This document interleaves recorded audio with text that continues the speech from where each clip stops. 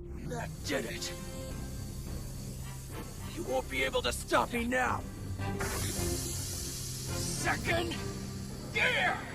The three-headed judge runs to warn Spondam that the invasion has reached the courthouse, declaring the place sacred before being summarily ignored by absolutely everyone. Sanji bulldozes his way through, calling Chopper and Zoro an idiot reindeer and a moron swordsman just to impress Nami, only to burst into tears imagining Robin all alone. Meanwhile, Chopper realizes Zoro got lost on the stairs right after receiving clear instructions and contemplates inventing a cure for chronic stupidity. On the roof, Luffy shifts into turbo and unleashes Gear Second, becoming a blur of pure aggression. He batters the horned agent with jet pistol, jet rifle, and jet spear without even finishing shouting the attack names. Blue No tries to flee to another dimension through his air door, but Luffy dodges it, revealing he learned shave by pumping his legs against the ground 10 times in the blink of an eye. He finishes the show with a jet bazooka straight to the agent's chest, leaving him kissing the dirt in utter humiliation. Completely exhausted and giving off steam, Luffy can barely stand. Spondam gets the worst status update of his life when he's told the Straw Hat Kid is chilling on the roof munching on some meat. He peeks out the window and panics at the sight of Blue No out cold, realizing the government's highly trained assassin was humiliated by a stretchy teenager. Frankie gets tired of Robin's drama, injects the rest of his cola stash, announces his self-destruction, and unleashes a colossal fart called Kuda Boo. The anal propulsion shatters their chains and launches him and the archaeologist straight onto the balcony. Down below, the Marines try to breach the area, but run face first into Oimo and Kashi, who are out for revenge for 50 years of being played for fools. On the lower floor, Zoro does what he does best, and makes the worst decision possible, using a sword tornado to obliterate the ceiling and launch Nami and Chopper into the air. One by one, the bizarre crew pops up on the roof in the most idiotic ways imaginable. The protagonist puts his foot down, declaring that they're saving Robin no matter what, and if she wants to die, she can die after coming back to the ship. On the roof, the crew stares across the abyss, waiting for the Frankie family to lower the drawbridge, while CP9 drools on the other side, eager for a mass homicide. Spondam, ever the sadistic coward, dangles the Buster Call transponder snail in Robin's face, mockingly asking how it felt to watch her island turn to dust 20 years ago. She loses it, screaming at the imbecile not to push the button. We are dragged into a West Blue flashback. 8-year-old Robin is just trying to read in peace, but a bunch of brats throw rocks at her. She uses her demonic powers to beat up the bullies, which only fuels her reputation as a freak. At home, Aunt Roji, possessing the depth of a cheap soap opera villain, orders the girl to wash the dishes and eat scraps before bed. Robin runs to the Tree of Knowledge in Ohara, where Professor Clover forbids the kid from messing with the poneglyphs because it's a one-way ticket to the grave. Frustrated, she stumbles across a beached giant on the shore, Jaguar D. Sol, who lets out the most embarrassing laugh in the universe. He becomes her secret friend, and she sneaks food from home to feed him. Olvia, Mother of the Year, finally sets foot in her homeland after abandoning her daughter, and the giant Sol nearly chokes when he realizes Robin is the offspring of the wanted poneglyph hunter. Olvia warns them that the government obliterated her entire research team and begs everyone to flee, but the scholars would rather sniff old book dust than save their own skin. The arrogant Spondine shows up, takes a grazing bullet to the sleeve, and freaks out as if he'd lost a limb. Robin is captured along with the ancient Rock Fan Club, barely sneaking away only because Old Man Clover serves as a pathetic decoy. While the extras run around like headless chickens, the suits find the poneglyph. Clover interrupts the Five Elders genocide chat to give an unwanted history lesson, revealing that the government fears a forgotten ancient kingdom. Before the old man can drop the forbidden name and get a real-life strike, Spondine is ordered to silence the professor with lead. The Buster Call is initiated, and the Tree of Knowledge turns into the world's largest campfire. Robin recognizes the mother who abandoned her and tearfully confesses that she became an archaeologist just to be by her side, but the cowardly Spondine bails faster than a paycheck at the start of the month, ditching Olvia. Sol then pops up like a walking wardrobe, snatches the girl while dodging missiles, takes a bullet to his ugly mug, apologizes for messing up, and lifts a marine battleship with his bare hands as if it were a rubber ducky. Sol plays ship tossing to buy time for Robin to escape, but Spondine forbids the girl from boarding the boat, and that psychopath Sakazuki sinks the civilians just for kicks. Meanwhile, Kuzan takes pity on her and helps the girl flee, condemning her to a life on the run, trusting no one. Back in the present, the edgelord brunette confesses her dread of becoming dead weight thrown in the trash, but Luffy orders Sniper King to commit global terrorism by shooting down the world government's flag in flames, declaring war on the entire planet. Sniper King. Shoot down that flag. Spondam almost swallows his own tongue in shock, but Robin finally drops her goth phase, bursts into tears, and screams with all her might that she wants to live, begging them to take her out to sea. I want to live! Take me with you! Take me. Let's go!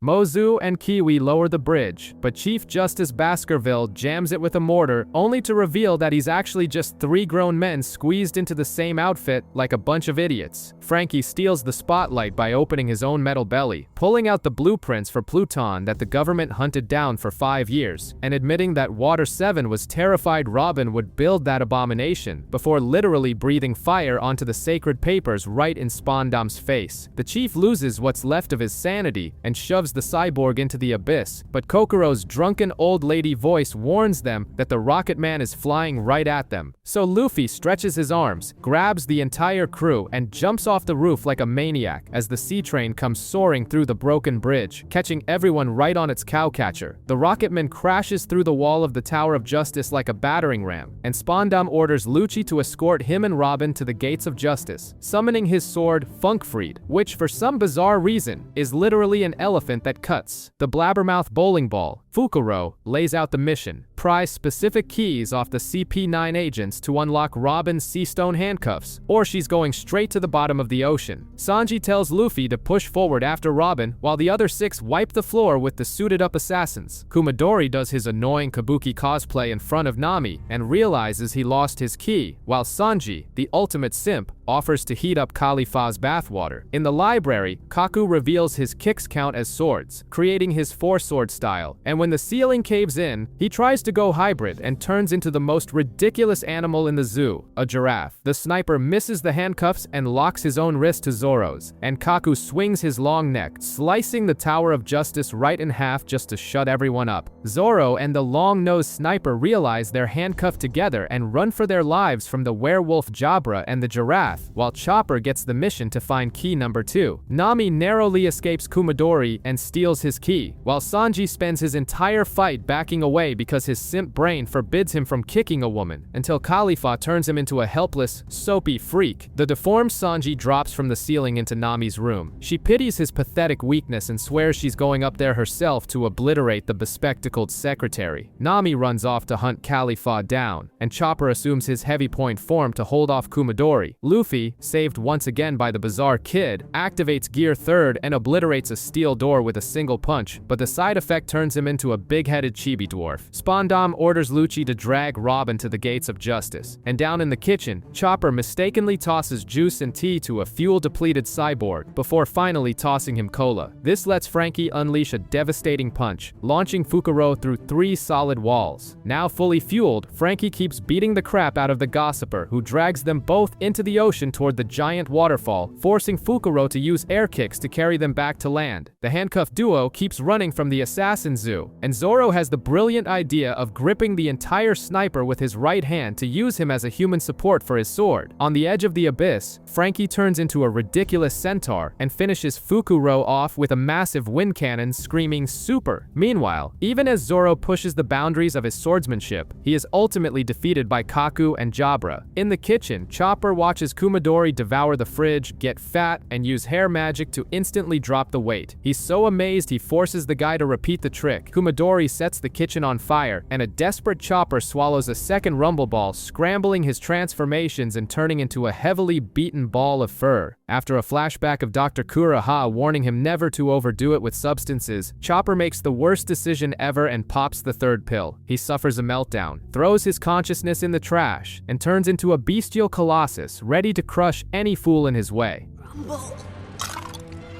I'm sorry, Doctorine. I can't keep my word.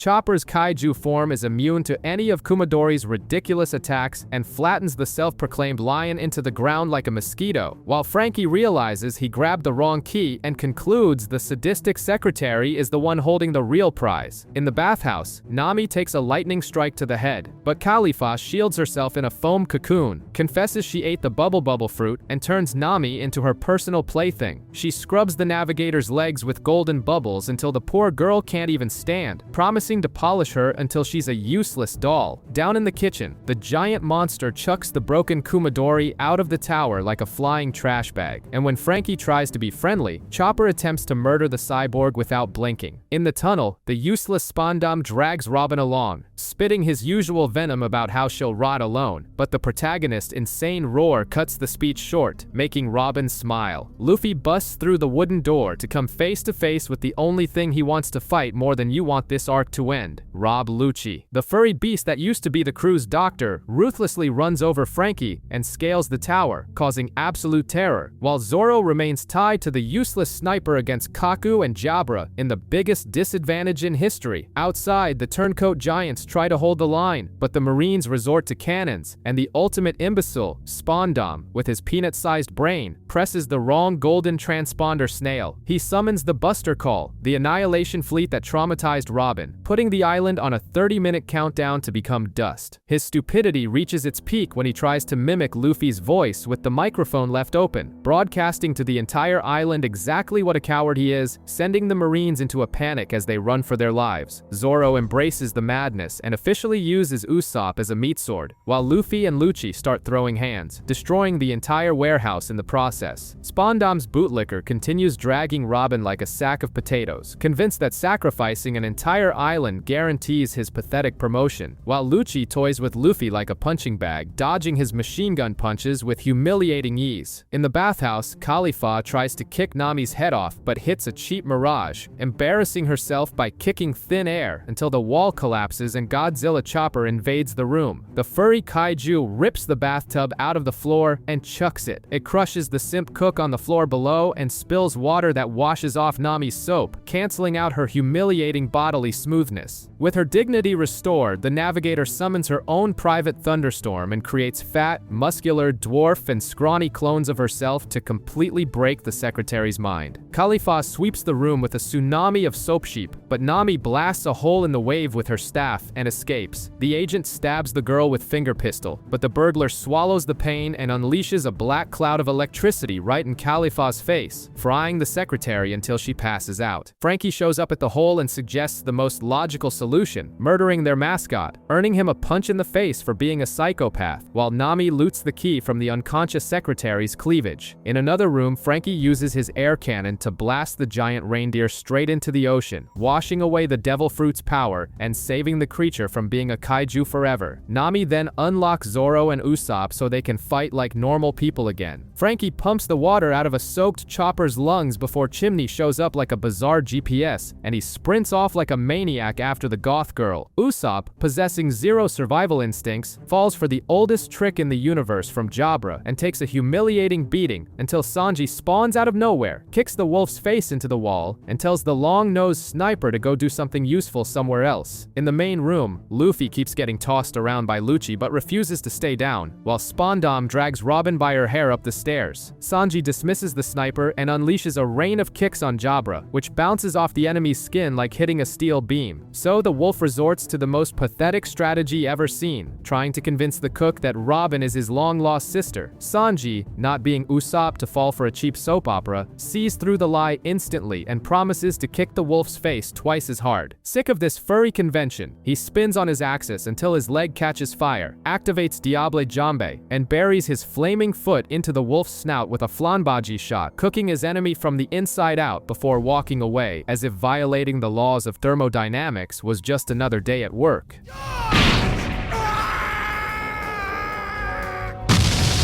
The devil created spices. Zoro in the giraffe trade blows so heavy that the entire building starts getting sliced up and collapsing on top of everyone. On the Bridge of Hesitation, the gates of justice are wide open, and the world government's biggest waste of oxygen brags about becoming a global hero. That is, until he kicks a handcuffed Robin on the ground, calling her a cow and disposable trash, laughing like a third-rate villain while the Buster Call announces 10 minutes until the island turns to ashes. Frankie breaches the room and suggests they just gun down the giant cat together, but Luffy forbids the help and tells the cyborg to save Robin because the boss battle has to be his alone. Zoro fully barely snaps upon hearing Robin's name, manifests the demonic spirit of 3 heads and 6 arms, turns Kaku's attack into mist with his Asura style, and slices up the long-necked agent, delivering Polly's firing message and telling the loser to go look for a job at a zoo. On the bridge, Spondam continues his fetish of dragging Robin by a rope, forcing the poor girl to bite the ground just to avoid being pulled away. Meanwhile, down below, Lucci hardens his body and humiliates Frankie without taking a single scratch. But Luffy bursts in, steaming in gear second. He punches Lucci into a pile of crates, clearing the area, and screams at the cyborg to run and get their crewmate out of that nightmare. Spondam plants a landmine on the stairs and rubs it in Robin's face that his daddy led the Ohara massacre, but she promises that the Dead Island's legacy won't die with her, and in that exact millisecond, Frankie steps on the mine and blows everything to hell. The leader barely starts to cackle when a projectile shatters the middle of his face. The masked, big-nosed sniper dominates the field of vision from the Tower of Law. Frankie lands, acting as a metal meat shield to eat the bullets, and finally unlocks the sea stone handcuffs. The newly freed archaeologist delivers a merciless barrage of slaps to the big shot's face before smashing it into the floor. The joy lasts less than a paycheck at the start of the month. The sniper hears the horrifying hum of the Buster Call pulling up to wipe the island off the map. Now free from her chains, the duo focuses on stealing Spondam's little boat, but a vice admiral shows up and blasts a cannonball right into the middle of the Tower of Justice, toppling half the building and carving an expressway for the ships to invade Anis Lobby. In the basement, Luffy loses his gear second gas like a pug climbing stairs, and the Leopard Man playing sadistic doctor deduces that the captain is pumping blood at a rate that devours his own lifespan. But Luffy screams he doesn't give a damn if it stops CP9 from stealing his friends again.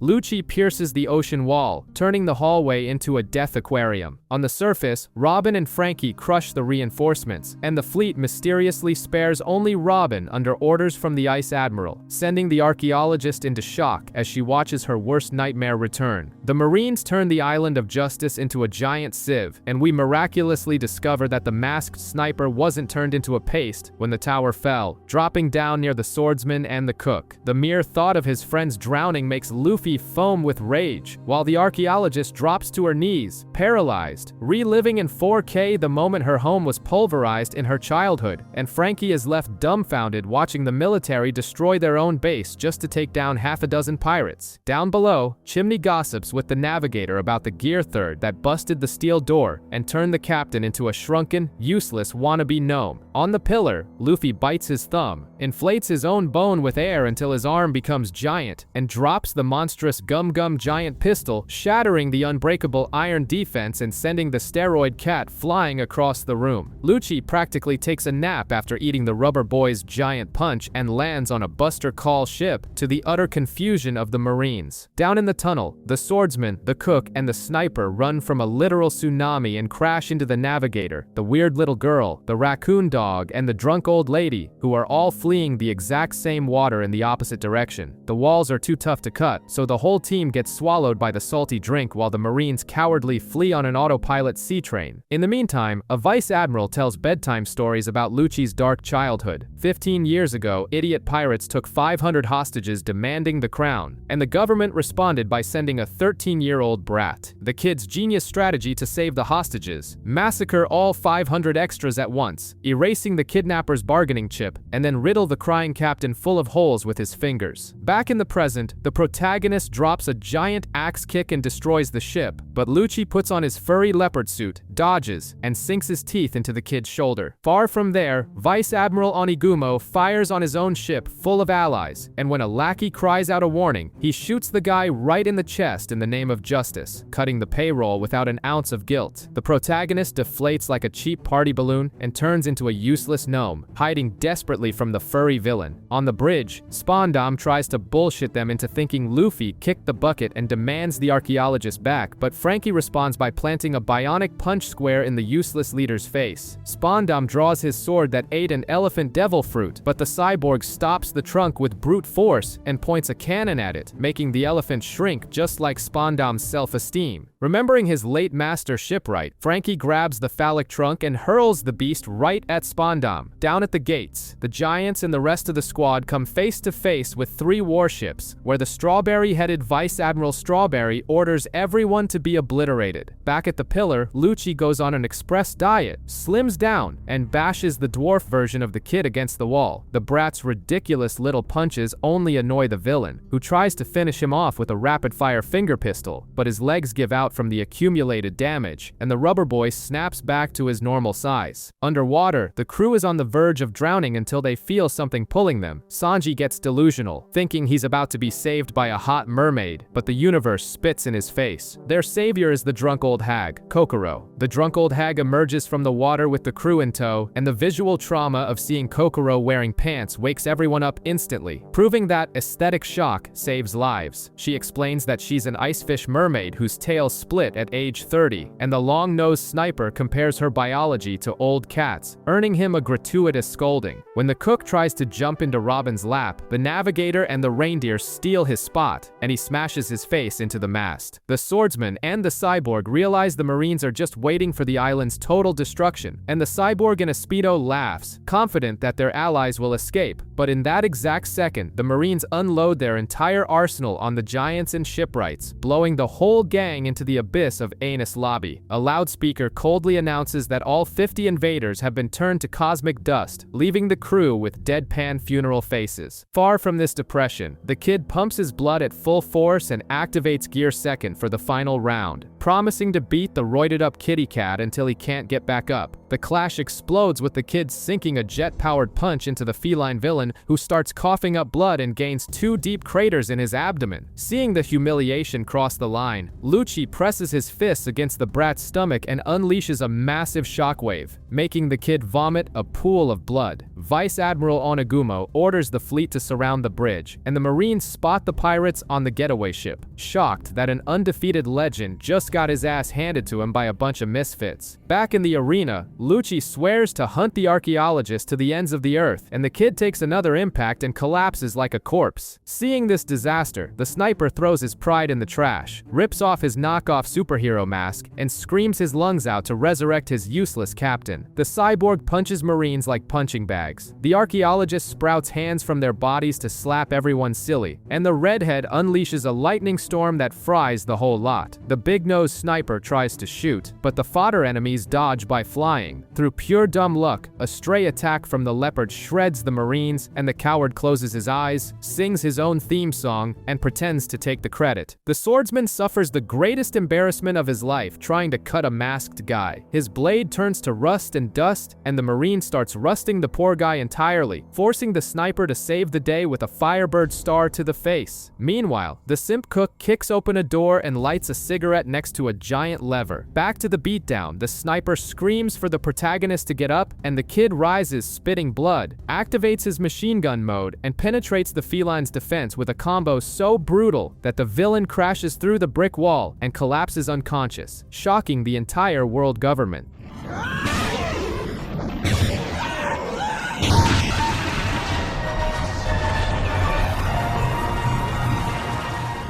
Shock takes over the fodder Marines as they realize the government's deadliest kitty cat just got served by a straw hat-wearing kid. The real surprise comes when familiar voices come through the radio. The bounty hunters and shipwrights didn't die. They fell into a soft net made by the rope fetish shipwright and were saved by the giants, proving that nobody dies on this damn island. The vice admirals order all cannons to aim at the sprawled-out protagonist and destroy the getaway ship, but the cook had already moved the mascot, the drunk mermaid, and the weirdos out of there. In the midst of this despair, the sniper starts hearing voices in his head telling everyone to look down, and in a sudden outburst, he orders them all to jump into the violent ocean. Half of them sink like anchors due to their devil fruits, but the archaeologist throws the captain's limp body down the ramp, and they all take a suicidal dive, and the damn sheep-faced ship is magically waiting down there to catch their fall. The fall ends with the crew bouncing gracefully onto the deck of the sheep ship, while the Marines stand there looking like fools, trying to understand understand how an old boat got there. The archaeologist thanks them for saving her life, and the mascot starts moving again. The pathetic leader goes into a hysterical meltdown and orders all cannons to fire, but the fodder Marines are so incompetent that the ships crash into each other, all because the blonde cook pulled that lever to close the gates of justice, swallowing the fleet in giant whirlpools. The protagonist drags himself to the edge of the boat with his mouth, and the swordsman and cook stretch his rubber body like a trampoline to bounce the explosive cannonballs right back into the enemy's faces. The archaeologist's hands sprout from the spoiled leader's body, and she bends the bastard backward, snapping his spine like a dry twig. The most satisfying revenge of the day. To nail the government's coffin shut, the cyborg fires a blast of wind from the ship's rear, making the wooden sheep fly majestically away. Far away on the sea train, the square-haired sisters rub themselves against the rope shipwright, making his nose squirt blood, and the ice admiral arrives on the ruined island, telling the fodder to shut up and accept the humiliation of being owned by half a dozen pirates. Fleeing the burning island, the pea-brained captain searches desperately for the big-nosed sniper, too blind to notice that the idiot is right next to him wearing a cheap carnival mask. Then the colossal ship of the shipwrights appears, piloted by the blue-haired mayor, but the ship gives a horrifying crack and splits in half right in front of everyone. The mayor reveals that the vessel had been dead for a long time, and the captain swallows his tears to organize a fiery funeral at sea. The rubber kid takes the torch and sets his own ship ablaze,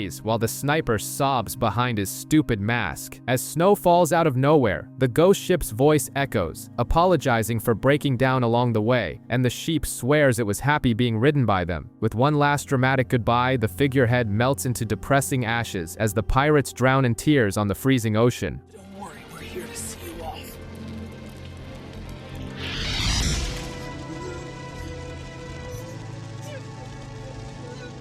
2 days after the chaos, Zoro cries while hugging his rusted metal as the city cleans up the tsunami's mess, and Frankie reveals he bought the legendary Adam Wood to build the ultimate apology ship. The party lasts until the wall explodes. A bulldog-faced ship docks, and the brute Vice Admiral Garp smashes his fist into the sleeping kid's rubber face, who feels pain for the first time and shocks everyone by calling the invader Grandpa. The old geezer grumbles in disappointment that his useless grandson became a filthy pirate and casually drops that Shanks is now one of the 4 emperors. Garp drops the ultimate family tree nuke. The kid's father is Monkey D. Dragon, the world government's most wanted terrorist. Robin slowly explains to the captain's smooth brain that his dad overthrows entire nations, and the grandfather of the year asks everyone to just erase that information from their memories. Hiding with a spy snail, Nami listens to Kobe leak the Marines' biggest secrets. Kobe says goodbye with a promise to meet again in the new world, and the mood turns into a chaotic barbecue where the whole town shows up for free food. Leaning against a wall, Robin discovers that Aokiji has been watching over her for 20 years to fulfill the late Saul's dying wish, and when she says she's finally found a family, he marks an ice X and evaporates. Shanks boards Whitebeard's ship, oozing so much Conqueror's hockey that half the fodder crew passes out drooling on the deck. He begs the giant to put a leash on Ace, but Whitebeard has an ego bigger than his vessel and refuses, and the two clash blades with enough force to split the sky in half. Back in the city, Nami discovers that the captain with the intellect of a doorknob blew 100 million berries just on meat and booze, and she beats his face into a deformed punching bag. The log pose points to the bottom of the ocean, revealing that their next destination is Fishman Island. The new bounties arrive to destroy egos. The protagonist is worth 300 million. The Mosshead jumps to 120. Chopper is humiliated with a pathetic 50 berries, and Sanji falls into a depression when he sees his 77 million bounty poster stamped with a childish scribble. Frankie discovers he's worth 44 million and is now a wanted criminal, making his family beg the pirates to take the cyborg away. The Frankie family decides to handle things like civilized men by stealing their boss's Zanbai, sending him on a naked rampage, destroying Water 7's public property with his gears hanging out. Zoro and Sanji stuff his naked body into a cannon and fire him to the scrapyard island, where he lands with his legs spread to the sky. Luffy shows up waving the stolen underwear and announces that to cover his dignity again, the pervert will have to join the crew. The cyborg puts his foot down, strikes a proud naked pose, and rejects rejects the invitation, so Robin resorts to aggressive negotiations by sprouting 2 hands between his legs and squeezing his balls like a pair of pliers. Iceberg gives an emotional lecture, saying the real reason he's staying is out of guilt for Master Tom's execution, and tells him to live his own dream. Zoro warns that Garp is coming to hunt them down, Luffy returns the sacred Zanbai, and Frankie strikes his final pose and agrees to be the crew's shipwright. The Marines arrive out for blood, and Garp pulls out a megaphone to casually announce he's decided to annihilate his own grandson, hurling iron cannonballs with his bare hands. Usopp comes running to the coast, still thinking he'll be welcomed with open arms, but goes into shock when he sees the ship sailing away under heavy fire. Realizing he's about to be left behind, the big-nosed sniper falls to his knees crying buckets and screams a hysterical apology, and Luffy stretches his arm and pulls him back onto the deck. In the middle of the bombardment, Frankie pauses everything because the ship needs a name. Luffy spits out bizarre animal combinations, and Frankie swears the figurehead is a lion, even though Water 7 thinks it's a sunflower. But the crew baptizes the boat the Thousand Sunny.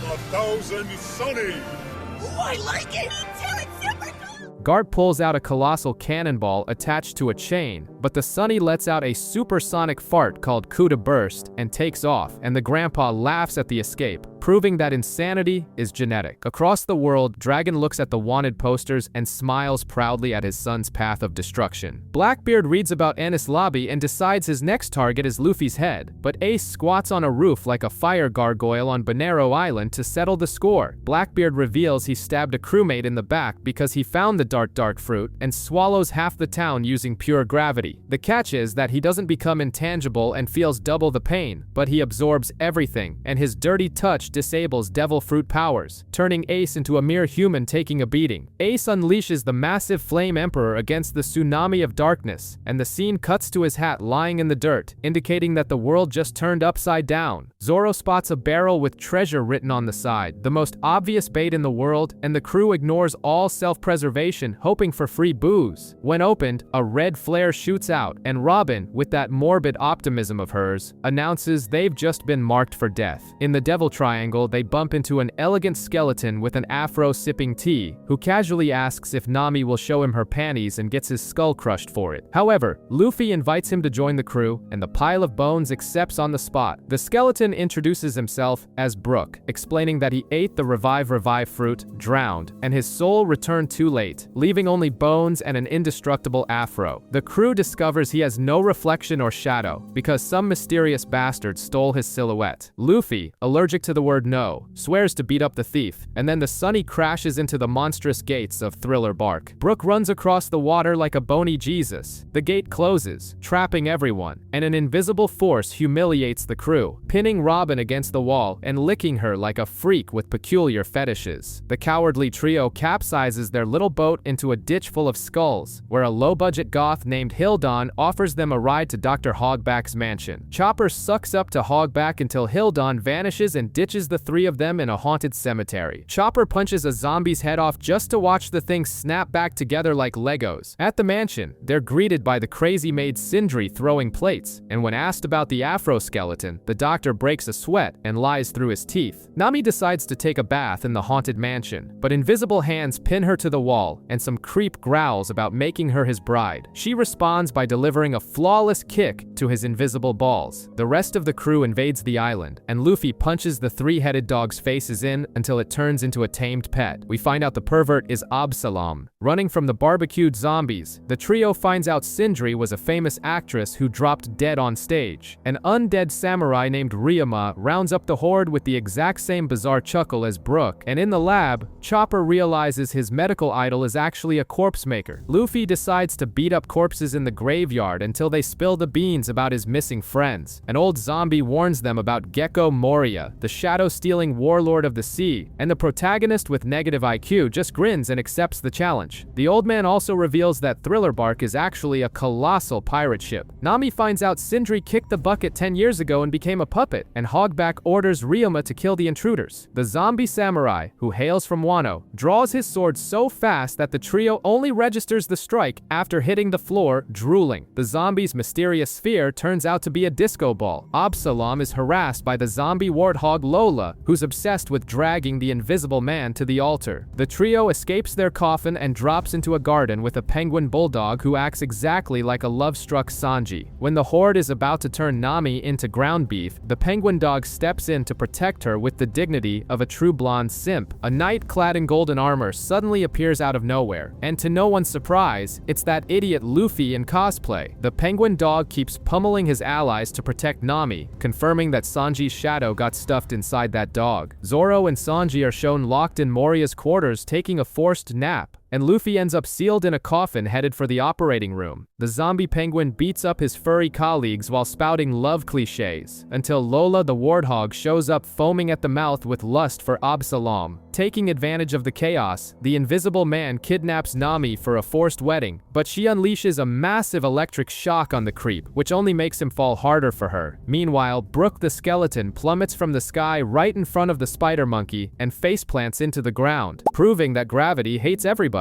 Nami gets rid of the warthog by suggesting Lola force Absalom to sign a marriage certificate, and the pig takes the bait hook, line, and sinker. While Moria announces his plan to turn Luffy into a puppet to become the Pirate King, Brook pops up out of nowhere and slices the spider monkey in half with his cane. Brook reveals his trick, and the spirit leaks out of the monster's mouth, purging the abomination. The bag of bones explains the lore. He lost his shadow to the master of the island 5 years ago. In the boss's room, Moria snips Luffy's shadow right off the floor with a ridiculous pair of scissors, and the protagonist passes out on the spot. The Big Onion heads to the freezer to revive his secret weapon, while Brook passes out magic salt and heads out to hunt the zombie samurai. Down in the ice, the villain squad finds Oar's colossal corpse, and Moria cracks the psycho smile of a gamer who just unlocked the best cheat code. Moria crams Luffy's shadow into Oars, who wakes up screaming for meat with the captain's voice. Absalom sets Usopp and Chopper on fire and kidnaps Nami again, but Frankie and Robin show up chucking salt at the zombie knights, who melt down in a panic over having their secret exposed. Brook confronts the samurai Ryuma, swearing to get his shadow back, while Oars empties the pantry, calls Moria Leakface, decides he wants to be the Pirate King, punches through the wall, and wanders off for a stroll. The quartet arrives at a completely trashed Thousand Sunny, and Usopp wakes up Luffy, Zoro, and Sanji by screaming there's a swordswoman holding a giant piece of meat. In the emergency meeting, Frankie reveals that Brook promised to return to someone named Laboon, and the crew's brains short-circuit with nostalgia when they realize they know the damn whale. The crew finds out Laboon is the abandoned pet Brook has been trying to reunite with. Meanwhile, Brook gets his ass kicked by Ryuma, who strikes him in the eye, but the skeleton swears on his very bones that he'll survive and keep his promise. Luffy decrees that Brook is the crew's official new musician. Oars finds out the hard way that dead guy legs don't stretch like rubber. Perona unleashes her depression ghosts, negative hollows, on the gang, who instantly want to become floor mats, until Oars jumps off the mast and smashes through the roof, leaving Zoro and Frankie paralyzed in front of the captain's busted cosplay. Chopper faces off against Hogback, while Robin holds down the zombie-made Sindri, and Luffy stumbles upon Moria catching some beauty sleep. The crew falls into Perona's trap, but her depression ghosts are completely useless against Usopp, whose brain is already way too stuffed with failure and pessimism. Perona panics when she sees her magic doesn't even tickle the big-nosed sniper's black hole of self-esteem. Brook accepts defeat and apologizes to Laboon, but just as Ryuma raises his sword to chop off his afro, the ground shakes. Zoro and Frankie bust through the wall, and the swordsman demands a duel, keeping an eye on the legendary sword Shusui. The culprit behind the shaking is Oars playing with the island's rudder, and Sanji finally kicks the door down to save his red-haired goddess. Facing a Moria with his arrogance off the charts, our airhead captain tries to solve everything with his fists, but the villain reveals that beating the crap out of him won't bring any shadows back. The straight punch only hits a bizarre shadow named Doppelman, who turns into a swarm of bats and hunts the rubber boy across the hall. In another corner, the long-nosed coward fakes an injury to throw pepper at the zombies, and the pervy cook finally grabs Nami, right before Absalom crashes the romantic moment. Sanji, burning with rage, reveals he's pissed because Absalom stole the ultimate simp dream, eating the clear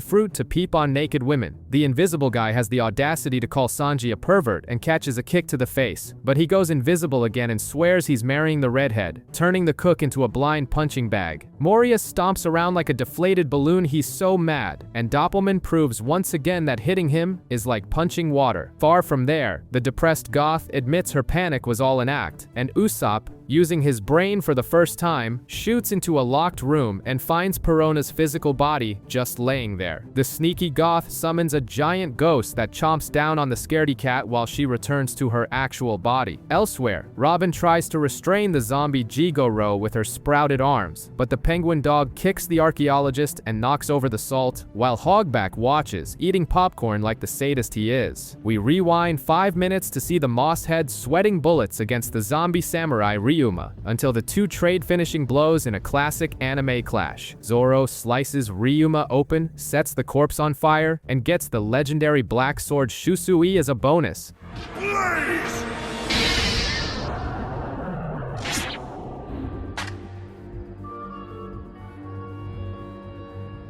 While the shadow finally snaps right back to Brook, Hogback reveals that zombies lose their personalities to become his slaves, and Chopper figures out that Sindri was the crush the incel doctor turned into a submissive maid. Robin slaps her hands over Hogback's mouth and orders the idiot zombies to jump out the window. The traumatized zombie blue screens and refuses to obey, and Chopper lifts the loser doctor up to chuck him until Oars runs over Hogback like a cockroach on the asphalt. Moria bails and leaves the giant with the mission to annihilate the Straw Hats. Sanji tries to convince Oars that he's not the guy on the wanted poster, but the giant has Luffy's IQ. The monster squeezes the cook like a tube of toothpaste until Usopp throws fire at him, but the long nose's salt ball doesn't even tickle this walking tank. Lola crashes the forced wedding chapel, and Absalom's attack on the warthog is enough to wake Nami up in full pissed off mode, frying the lion's brains with a point-blank shock to his chest. Perona decides to steal the ship and get the hell off this cursed island.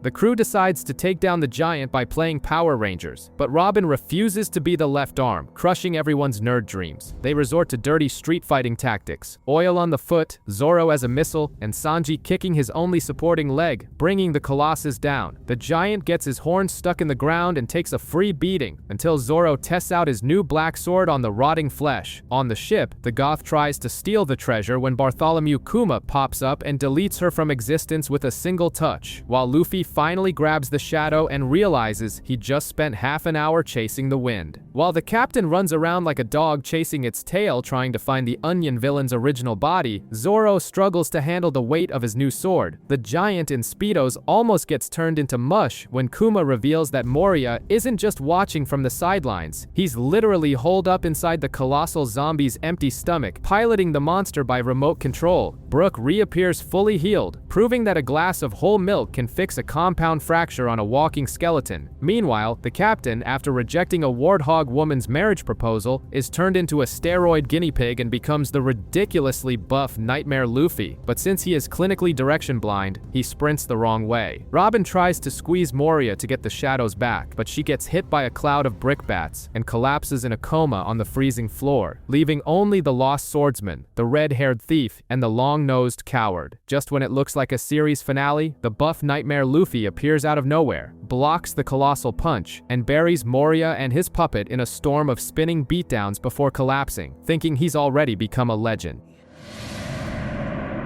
The name's Monkey D. Luffy.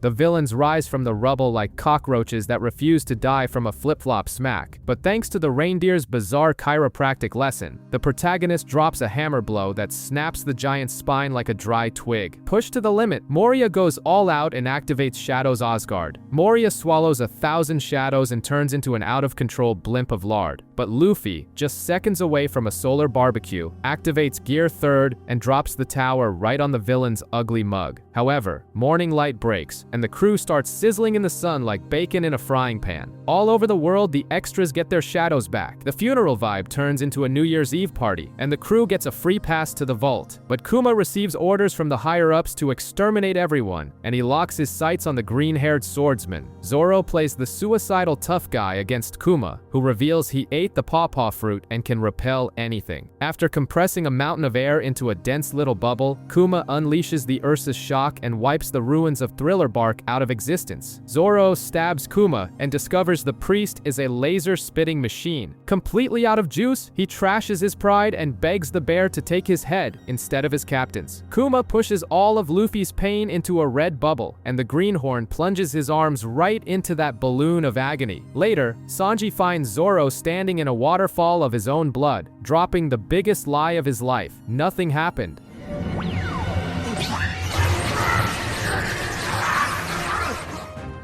What happened here? Nothing at all.